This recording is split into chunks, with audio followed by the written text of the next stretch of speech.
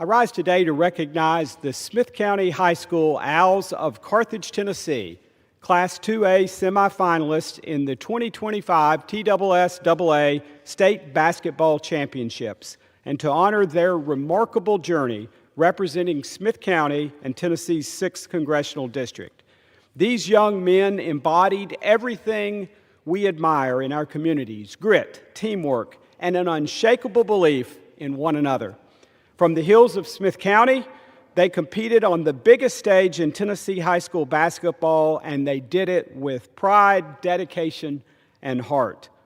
To head coach Lane Bussell, the coaching staff, the families, and the entire Carthage community, this team made you proud. A semifinal finish in Class 2A is no small feat, and these Owls prove that Smith County competes with anyone in the great state of Tennessee.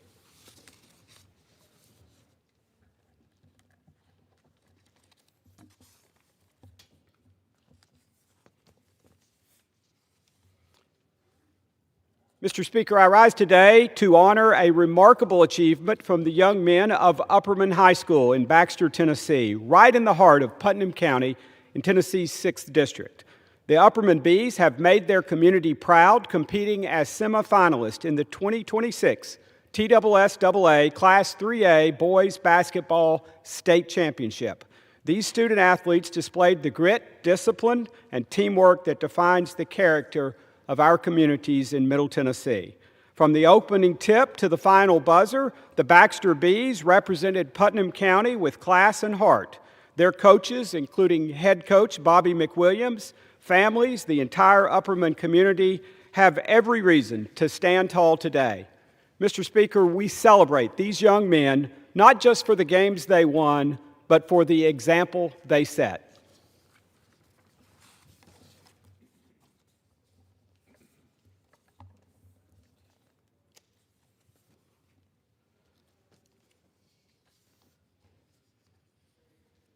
Mr. Speaker, I rise today to celebrate a remarkable achievement by the Sparta Warrior girls basketball team from White County High School in Tennessee's 6th Congressional District.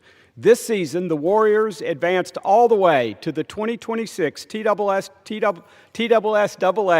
Class 3A Girls Basketball State Championship game, finishing as proud runner-up. In doing so, they earned their 2nd consecutive trip to the state tournament, a feat that speaks volumes about their talent, discipline, and unrelenting work ethic. From the opening tip to the final buzzer, these young women represented White County with discipline and dedication. Their coaches and families poured countless hours into developing not just great athletes, but great leaders. In a district that values hard work and perseverance, the Sparta Warriors have given us all something to celebrate and a standard of excellence to follow. I congratulate every player, their head coach, and supporters of this outstanding season. Tennessee's 6th District is stronger because of these young women.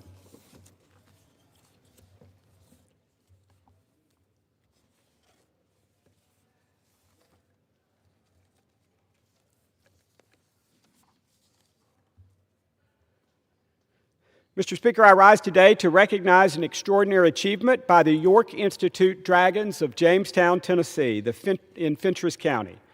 This year, the Dragons captured the hearts of their community with a remarkable run to the TSSAA Class 2A Girls Basketball State Championship, finishing as runner-up.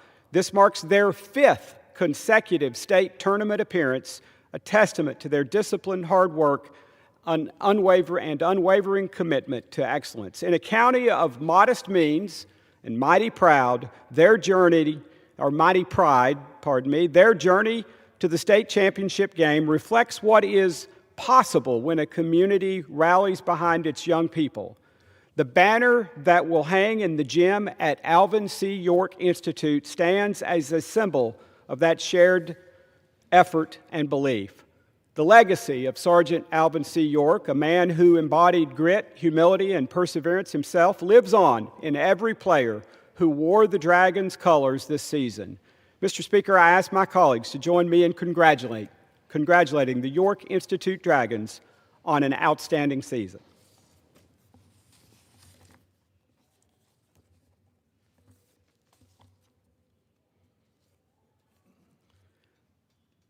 Mr. Speaker, I rise today to talk about money, or more specifically, cash.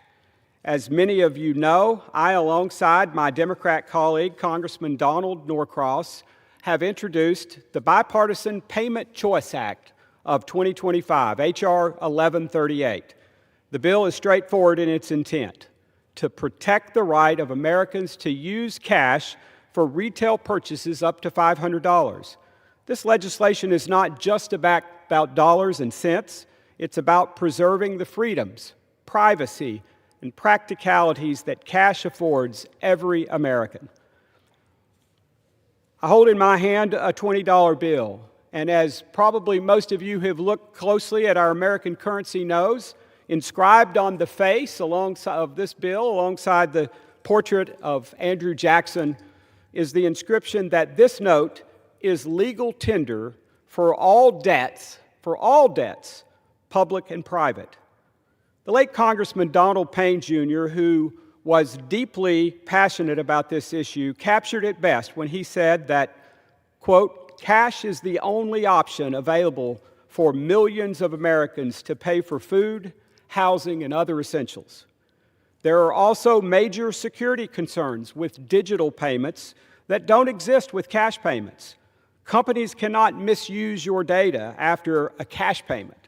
And frankly, there are few things more American than cash, close quote.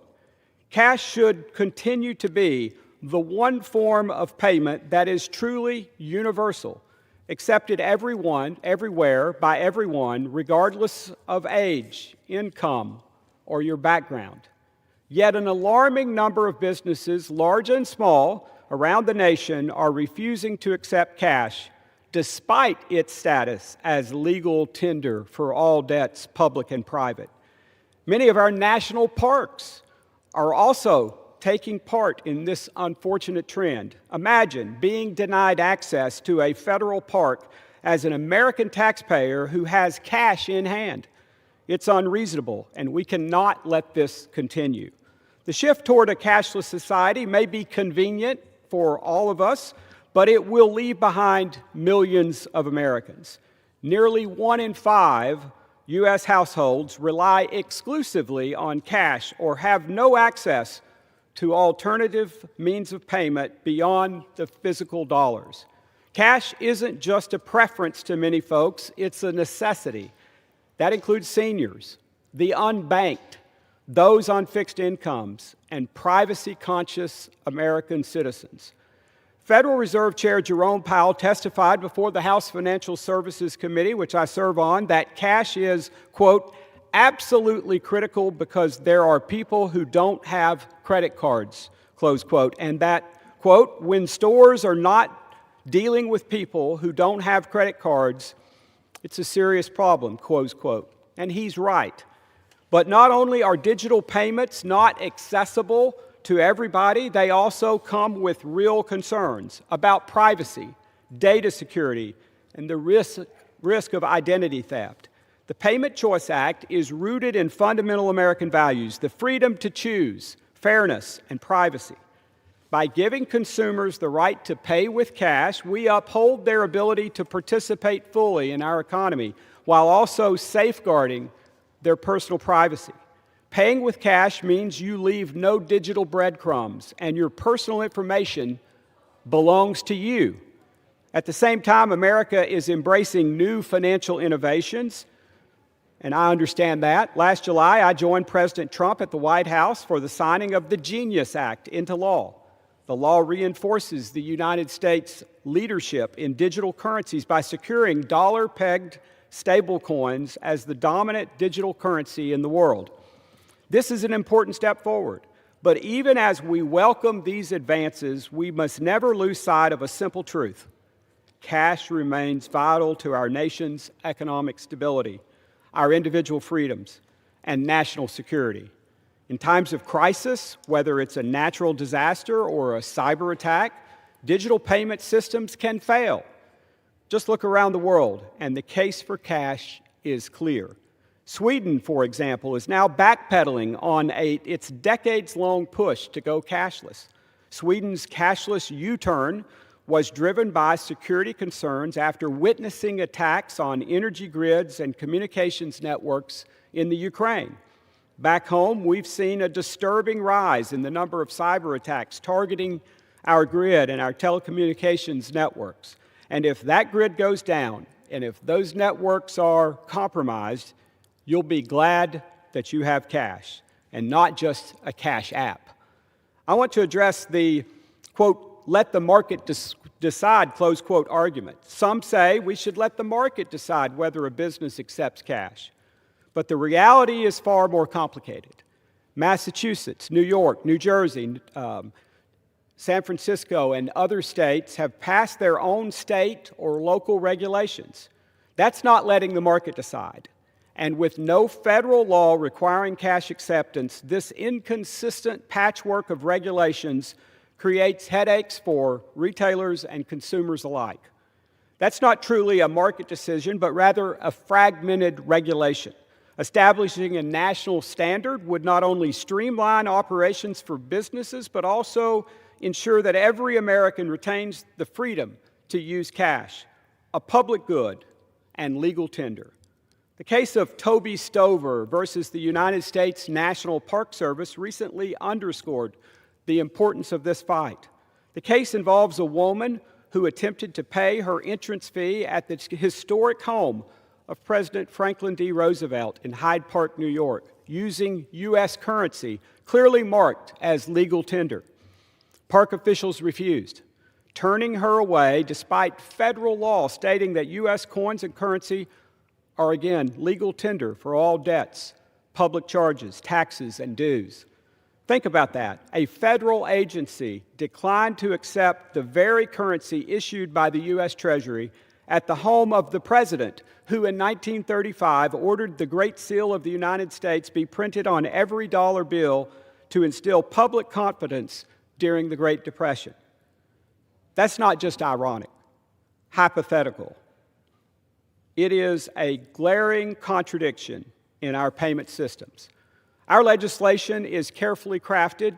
It requires brick-and-mortar businesses that accept in-person payments to accept cash for purchases up to $500.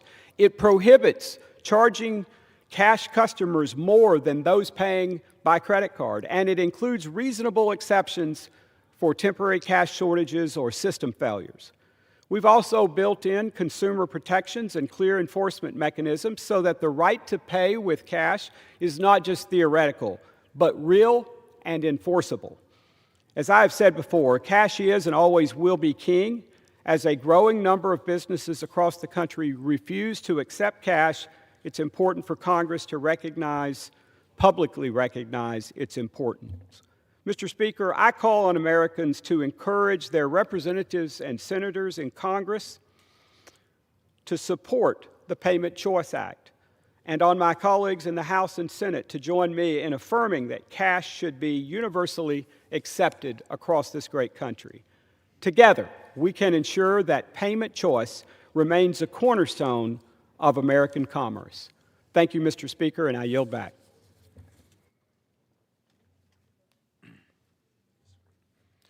Under the Speaker's announced policy of January 3rd, 2025, the gentleman from Texas, Mr. Green, is recognized for 60 minutes as the designee of the Minority Leader. Thank you, Mr. Speaker. Mr. Speaker, and still I rise, and still I rise, an unbought, unbossed, unafraid, liberated Democrat. I rise as an unbought, liberated, unafraid Democrat, unbought by crypto cash, unbought by the millions of dollars that the crypto industry spends to elect people to Congress so that they can have influence over legislation. Unbossed by the Cryptocrats, the people who are among the greediest when it comes to controlling money, who desire to not only avoid taxes but to evade taxes. Unbossed, unbought, and unafraid. Unafraid to speak truth to the powerful crypto industry and unafraid to speak truth about the powerful crypto industry. You can speak truth to power by simply saying, power, there's a problem. Let's solve it.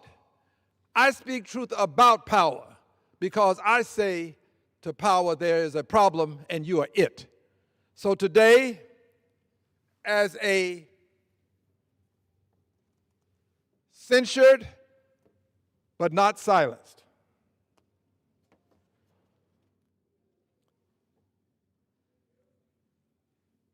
censured but not silenced member of Congress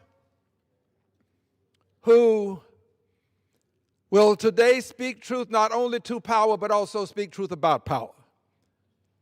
And as I do so, I will use my pointer as I customarily do, my cane. By the way, this cane is not to help me ambulate. I'm quite ambulatory. This cane is the rod and the staff that comforts me in the presence of my enemies when I don't have the protection that Congress is providing us, and I don't always have it. So today, as I speak truth, unbought, unbossed, unafraid, censured but not silenced, I want to call several things to your attention under the topic of the dangers of unregulated cryptocurrency, the dangers associated with cryptocurrency when it's not properly regulated. Let's start with the meme coins. The meme coins. If you own a meme coin, you own nothing. You have bought nothing. You have paid for nothing, and at some point, some of the owners of meme coins will get exactly what they paid for, nothing. A meme coin is a fiction that requires the person who buys initially or at some point to hope that there's another person that will buy at a higher price, and that money between the price paid for and the price you can sell for the higher price becomes your profit. Well, in the parlance of those who do much of this at a street level, that's called the greater fool theory. Buying in and believing that there's a greater fool who will come along and cover your possible losses. If you own a meme coin, you own nothing. The president is one of the great purveyors of meme coins. The president has a coin, the dollar Trump coin, and this coin he can pump up and he can dump and leave those who are part of the higher price holding the bag. The president pumps and dumps. This is a scam. I'm speaking truth about power, not just to power. Yes, Mr. President, you are the problem. You have taken advantage of many people with your scam, wherein you can make comments and tell people to come down to Mar-a-Lago. Come on down, and those who have the greatest investment, you will be allowed. Those who are buying in at a cheaper level won't be allowed. Therefore, people can go out and buy so that they can be among those who will come to Mar-a-Lago. And as a result, he pumps up the value of his meme coin, which is nothing. He pumps up the value of nothing, and then at some point he can sell at this higher price and make an amount of money. This is really insider trading that is transparent. I don't think the president ought to be able to own meme coins. I don't think the cabinet should own meme coins. I don't think members of Congress should own meme coins. I think that members of Congress, the president and the cabinet, we have advantages that other people don't have. We talk to each other. The president can tell people when to buy and when to sell because he's going to pump and then dump or allow you to dump. I believe the law ought to regulate such that meme coins cannot be owned and sold by members of Congress. and members of the cabinet and the president and possibly some others that I shall not name at this point. I believe that we have to properly regulate the meme coin. That's why the Cryptocrats want to get me out of Congress, because they know I fight them. I stand in the way of what they attempt to do to people who are not knowledgeable about how this can be pumped and dumped and how people can be taken advantage of. I'm in the way. Yes, come and get me. I understand it. Come and get me. Because as long as I'm here, I'm going to stay in the way. Because I want to protect the American people from this kind of insider trading, this kind of selling of nothing and being taken advantage of by those who happen to buy nothing and assume that they can sell it for something. Yes, the meme coin is a problem. And those who sell it and create it are part of the problem when it's not properly regulated. I want to call to your attention the decentralization of cryptocurrency. The Cryptocrats want to decentralize cryptocurrency so that they can have peer-to-peer transference of dollars, huge sums of dollars, untold amounts of dollars. Peer-to-peer transfers. Why is this so important to them? Because if you can transfer peer-to-peer, you can engage in tax evasion more than tax avoidance. Tax avoidance is legal. Tax evasion is illegal. You can transfer huge sums of money from one person to another without some central entity that can be there to make sure that it's properly regulated. That's what the Cryptocrats want. They want to be able to just transfer money. That way you can avoid taxes. But you can also do something else when you have this peer-to-peer transference. You can also transfer that money at a speed that is unbelievably fast. You can transfer it to a terrorist organization.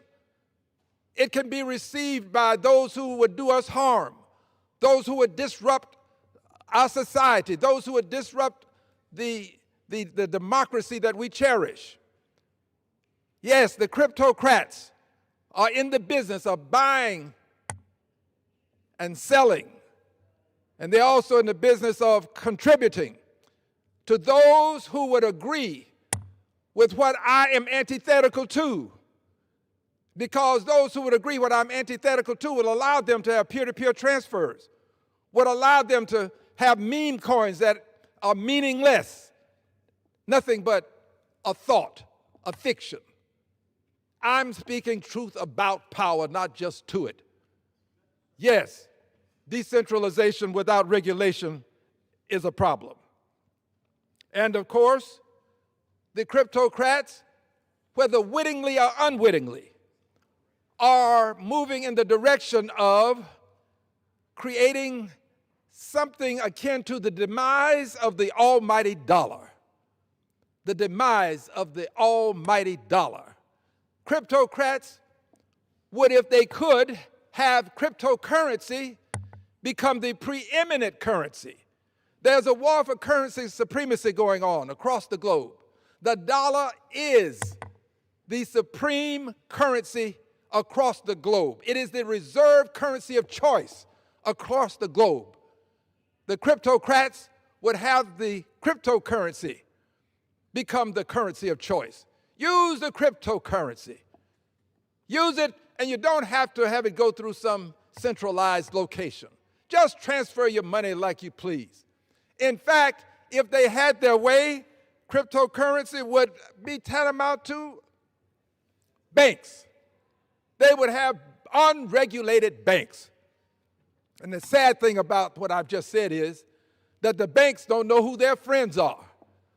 They don't know who their friends are. They don't understand, it seems, that there are some of us who are fighting this. They don't seem to understand that.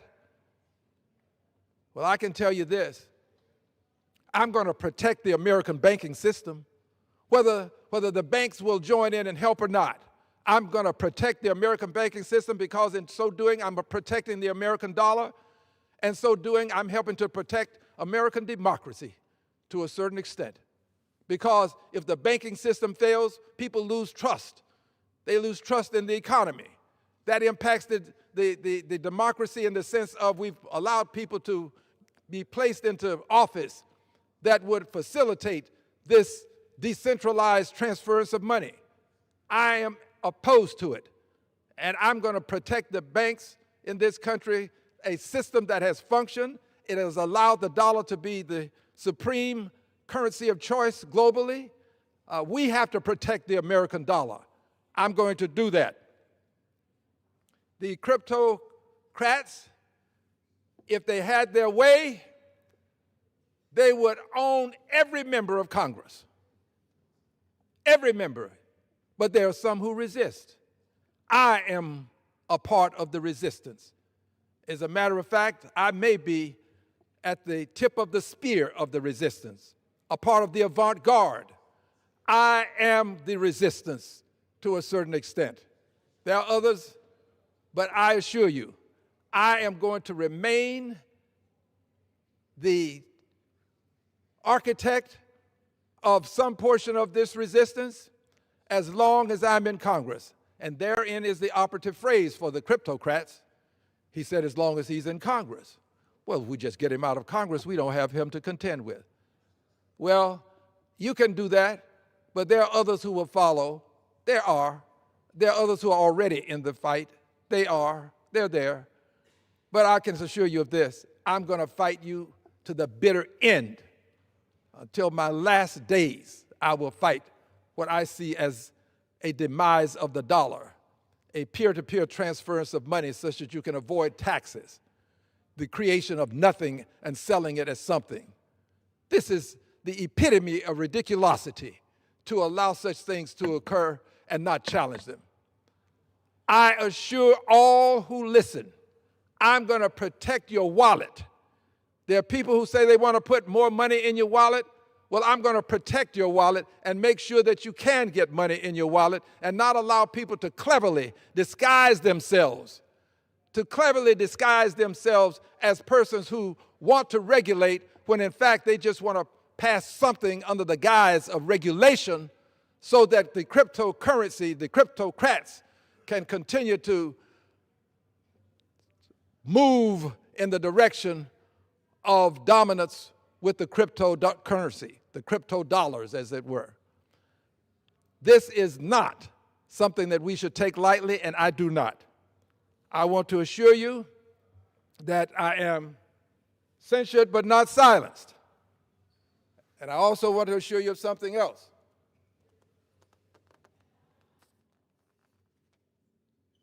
The countdown to impeachment continues. Because what the president has done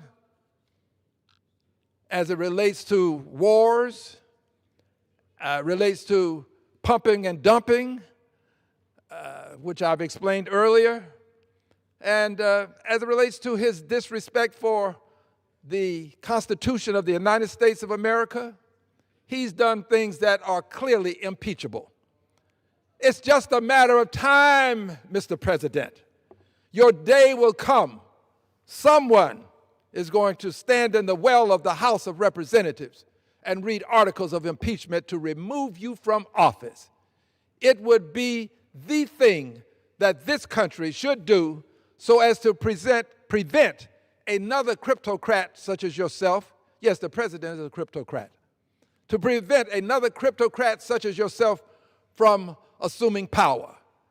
We have to protect American democracy from the cryptocrats.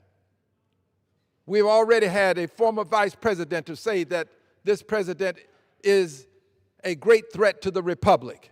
I think he said the greatest threat to the republic. President Donald John Trump. Threat to the republic. Threat to democracy. Cryptocracy is his main concern, it seems, because it's a family business that he's brought to the White House. And they are using this family business to make billions of dollars at the expense of unsuspecting Americans and people of other stripes as well. But I am censured, not silenced, and I'm engaging in a countdown to impeachment. I know that there are people who want to know when. It will happen when it happens, and I assure you it's going to happen. So, Mr. Speaker, I'm grateful for the time, and I'm proud to say that I'm Al Green, the OG Al Green, unbought, unbossed, unafraid, uncontrolled by the Cryptocrats. I yield back the balance of my time.